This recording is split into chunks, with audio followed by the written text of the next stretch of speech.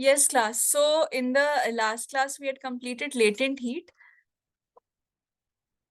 specific heat capacity. This we had completed. Heat gain, heat lost by the body, calorimetry we had completed. This is just one term which I wanted to discuss before we move on. Specific heat of a gas at constant volume. So specific heat, you already know that we write it as C. If you write P, which means pressure is constant. Pressure is constant. There's a special symbol Cp. Similarly, for constant, this is for volume. This is for volume, this one. And similarly, if this is for pressure. Pressure constant Cp, volume constant Cv, and gamma is the ratio of Cp by Cv. This we'll be doing in detail in kinetic theory, but before that, you all also should have this idea. Write it down, then I have to discuss thermal conductivity with you.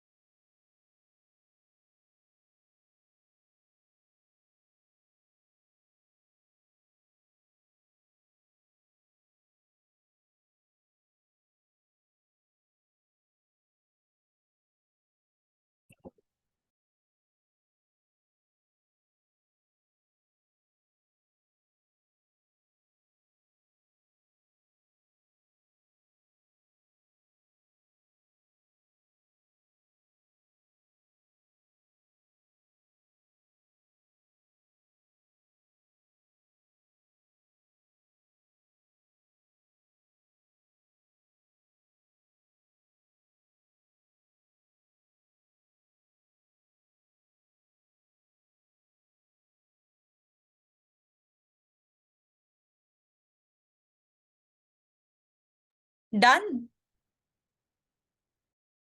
Ma'am, in the second one, it's constant pressure, right? Yes, yes. In the second one, this is constant pressure. This is volume. This is pressure.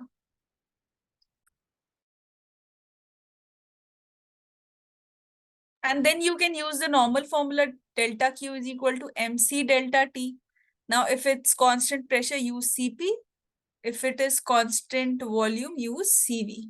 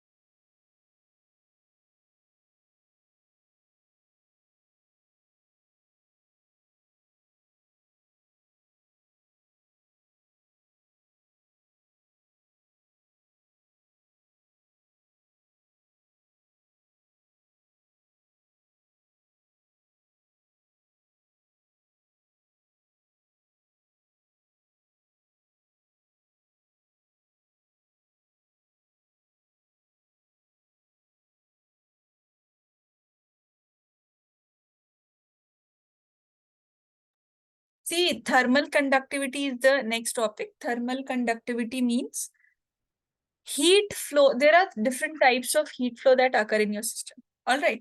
So it is the process by which heat flows from hot end to cold end. Basically, this is all about your molecular collision. All right. This is all related to your molecular collision.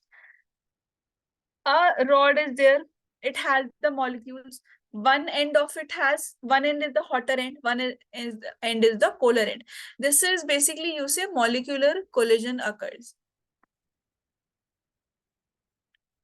Molecular collision occurs. So here, due to molecular collision, what happens? Suppose this is a rod.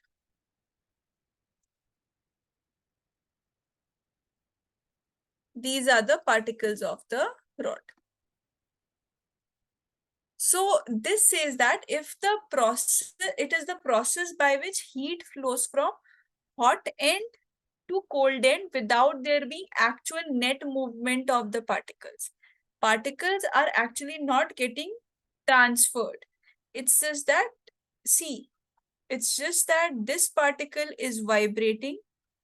This is passing its heat over here. Then this is passing its heat over this. Then this is passing its heat. This is passing its heat. Like this, if you have heated from this end, entire through the length, heat will travel. This is what is the molecular theory all about. So that's why we have certain coefficients which will define the conduction process. So thermal conductivity basically means thermal conductivity of a solid is the measure how much is the solid capable of transferring this heat. If the thermal conductivity is very high, the solid will be able to transfer the heat very well. From one end of the rod to the end of the second end of the rod, the heat will be transferred very quickly. But if the thermal conductivity is very low, then objects will not be able to transfer any heat. You have some metals which are not able to pass the heat. Okay, so basically regarding thermal conductivity, you just need to remember this formula. That is delta Q is equal to K A. K is the constant, A is the area, delta T is the temperature, small t is the time, and x is the distance. This is the formula. This is the formula of delta Q. I'll write down each term also. This delta Q is heat. K is a constant. And which constant? Thermal conductivity. This is the thermal conductivity. Okay. This A is the area. Delta T is the temperature. Small t is the time. And x is the distance covered. Okay, and one more thing, if you want to write rate of change of heat, that is delta Q over T. This will be rate of heat. This will be rate of heat. Then its formula will be, just bring T in the denominator, it will be K A delta T by X. That's it. Okay. So temperature gradient, the fall of temperature with distance between the ends of rod in the direction of flow of heat is called temperature gradient. Okay. So coefficient of thermal conductivity is this K, which I was mentioning. Coefficient of thermal conductivity of a material is defined as the quantity of heat that flows in 1 second. Why? See, if I write delta Q by delta T is equal to K A delta T by X. If I make this as 1 meter square, this as 1 degree Celsius, this as 1 meter, and time as 1 seconds, can I say delta Q is equal to K? So how can you define K? K is defined as the amount of heat, quantity of heat in 1 second between two opposite faces of cube of side 1 meter. Okay. The faces being kept at a temperature of 1 degree Celsius. This is how you define it. That's what you have to remember about it. Okay. See, thermal resistance, the opposition to the body, thermal resistance you don't have to do now. Application of thermal conductivity, you can remember. Like cooking utensils are made of metals, but they are provided with handles of bad conductors. Whenever you are cooking the vessel, if you take a saucepan, the saucepan's main vessel part is made up of steel or something, but the handle is either made up of plastic or wooden it is. Why? Because heat shouldn't pass through because of conduction. Okay, that's it. Because how will we be able to touch it? And when hot water is poured in a beaker of thick glass, beaker cracks because the beaker gains so much of temperature. An ice box is a double walled box. Why? Because the conduction from the outside, it has the tendency in conduction is from lower temperature to higher one, from hotter to colder end. So it will not be able to make that material cool inside. We have lots of thermal conductivities applications. Read it from books also. This is a homework edition also. Read it from book also. Write this down.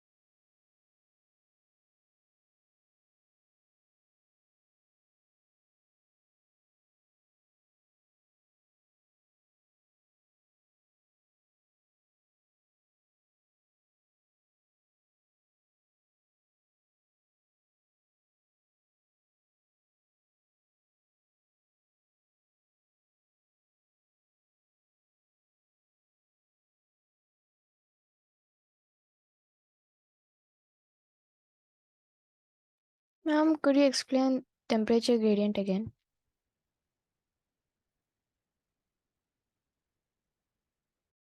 Temperature gradient, let me tell you. See, whenever anything changes with respect to time, we call it as rate.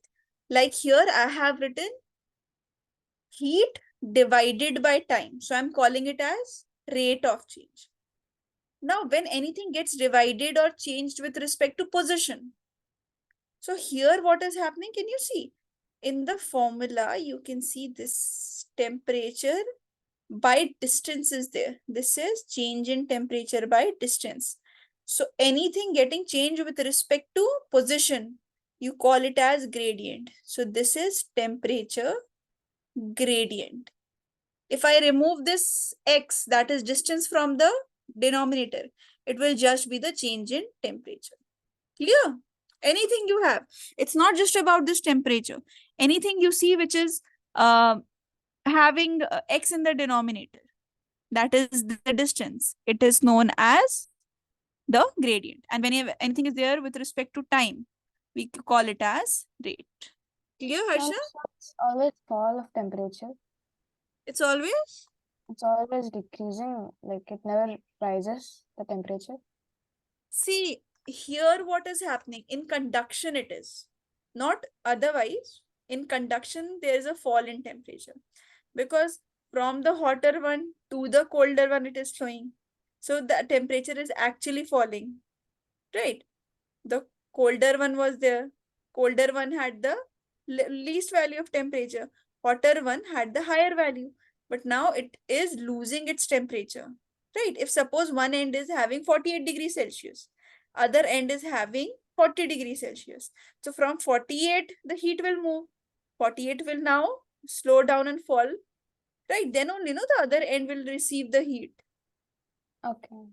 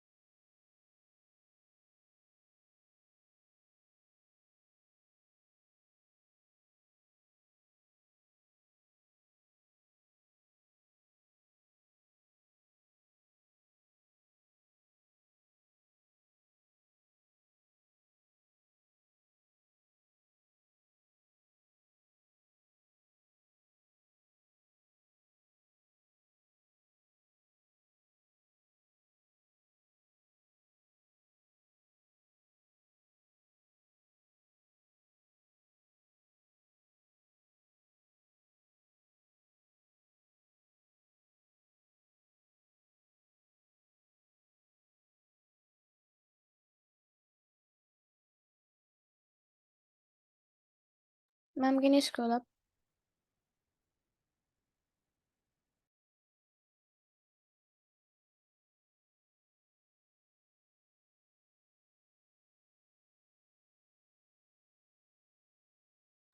Done.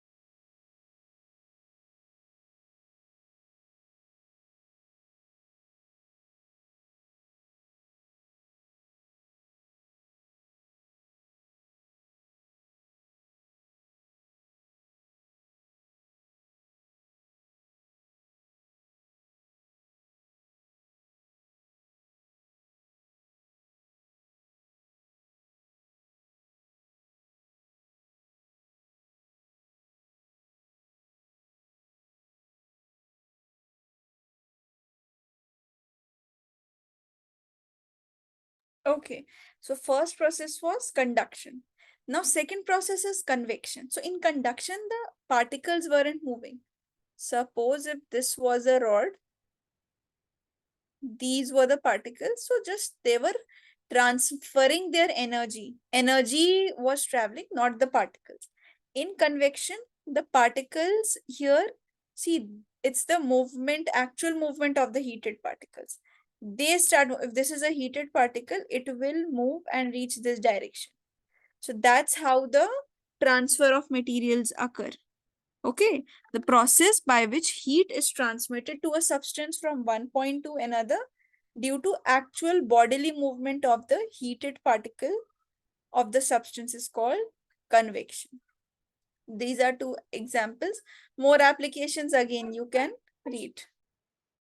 Ma'am, but in conduction, there is molecular collision, right? There is molecular collision. Collision is there. This is one particle, this is one particle. They are colliding, they are transferring thermal energies.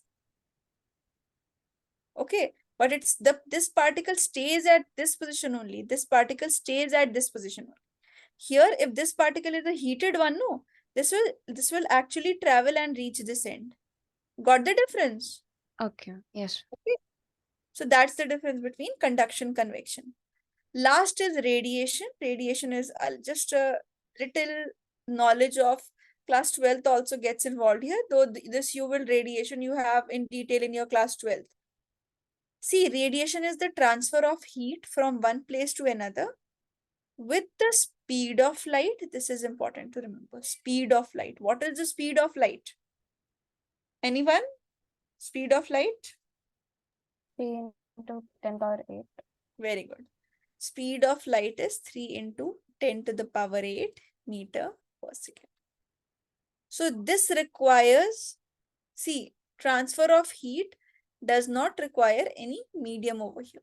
Firstly, this travels with the speed of light without heating the medium. The medium is not heated in such case, without heating the medium. So these are a best example is of infrared waves. Infrared waves, infrared lamps are also present, like this lamps are constructed in which these rays start to move.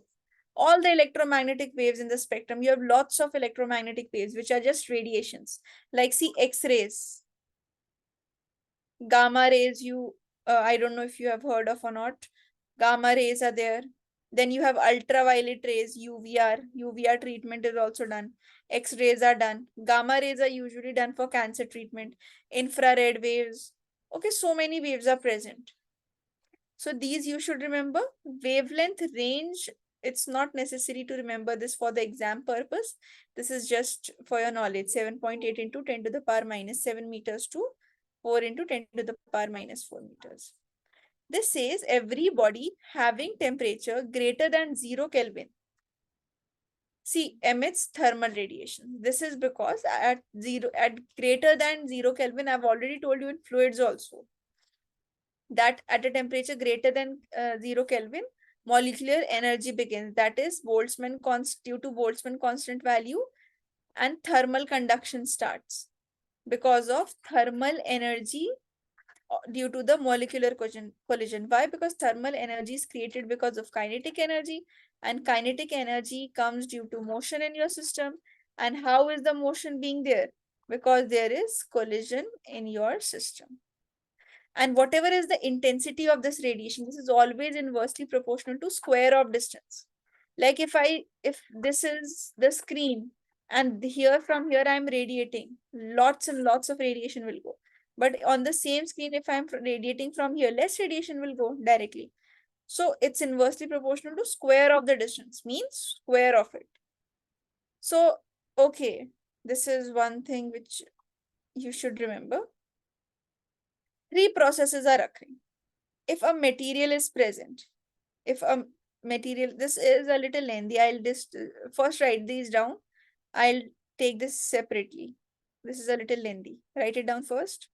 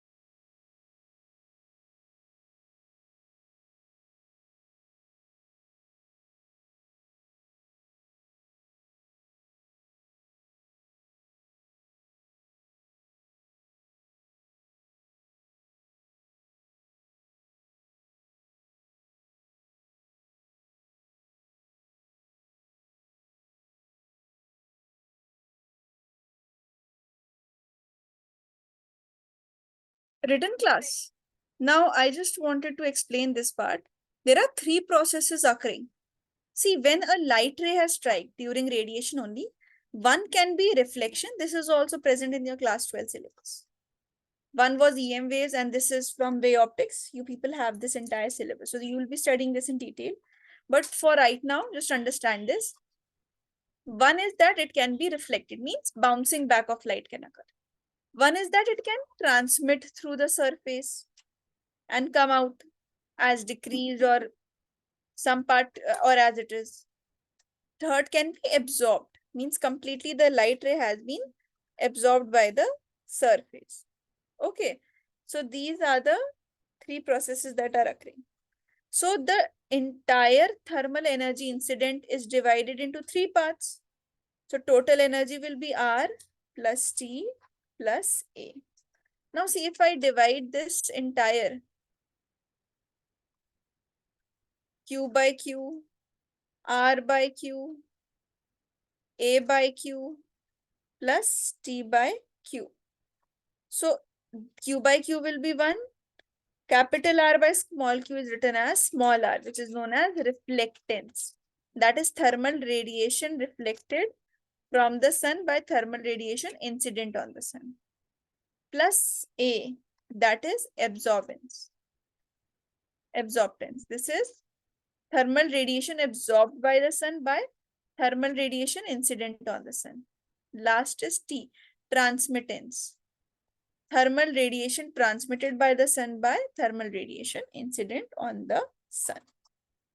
This is what you had to remember regarding the three processes that are occurring.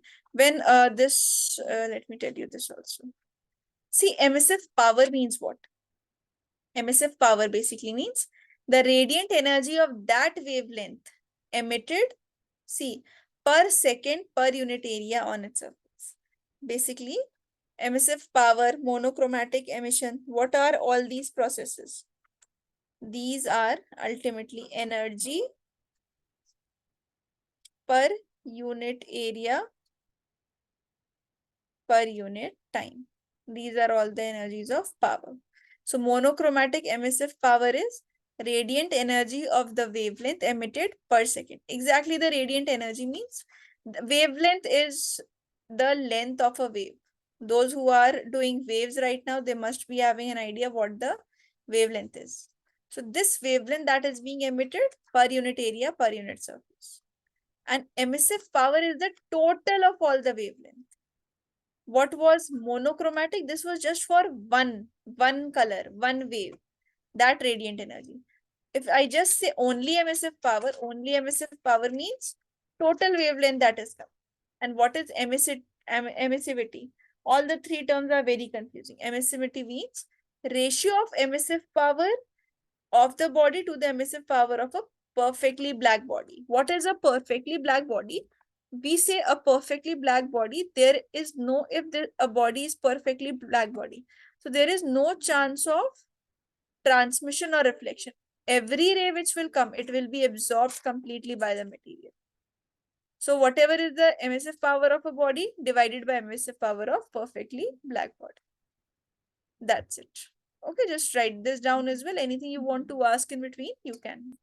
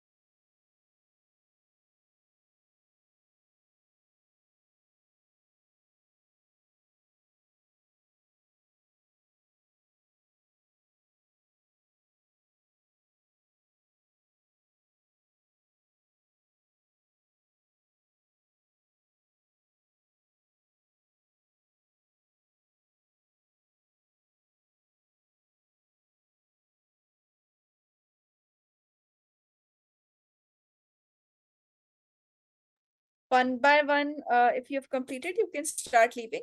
Harsha and Alia, you can take a 10 minutes break. Then we'll start with the waves.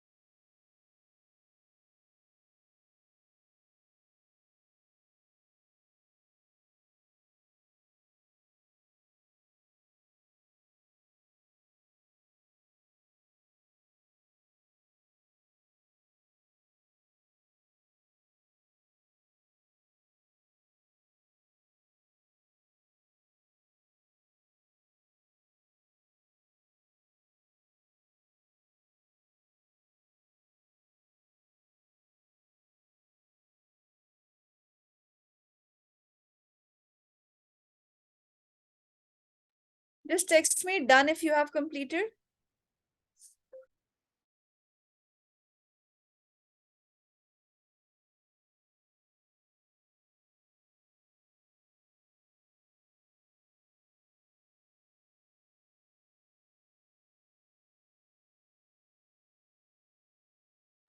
And what about you, Khadija?